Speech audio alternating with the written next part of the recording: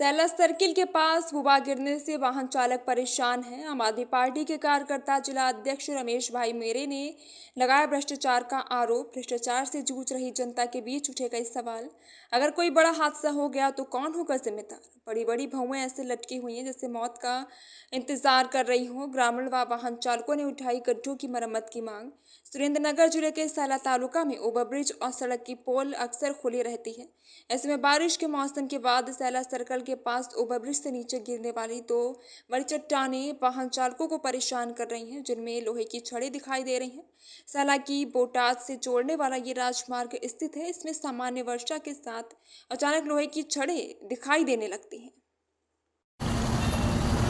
સાયલા તાલુકાના સાયલા ગામ ખાતે ઓવરબ્રિજ નીચેનું જે સર્કલ છે, હાલમાં આ ભ્રષ્ટાચારી સરકારમાં કામ થાય છે પણ નકરા ભ્રષ્ટાચાર જ છે.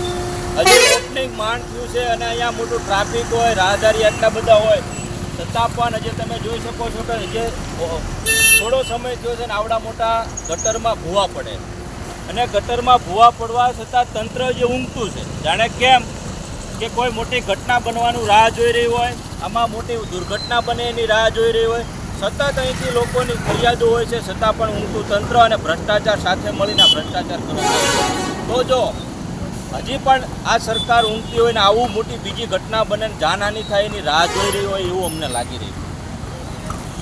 ભૂવા પડ્યા છે ને વિશે શું કહેવા માંગો? આ ભૂવા નથી, સરકારના ખાડા છે. આ સરકારના ભ્રષ્ટાચારના ખાડા છે. તો સરકાર એ વાત અલગ રહે પણ તંત્રને કહેવા માગું છું કે આ જવાબદારી આપની છે. આ ભૂવા જો તાત્કાલિક અસરથી જે કંઈ આ ખાડા પડ્યા છે ને આ ભૂવા પડ્યા છે તાત્કાલિક અસરથી રિપેર નહીં થાય તો આગળના સમયમાં આવનારા સમયમાં લોકોને સાથે રાખી અને ગાંધી ચિંધ્યા માર્ગે આગળની કાર્યવાહી કરવામાં આવે.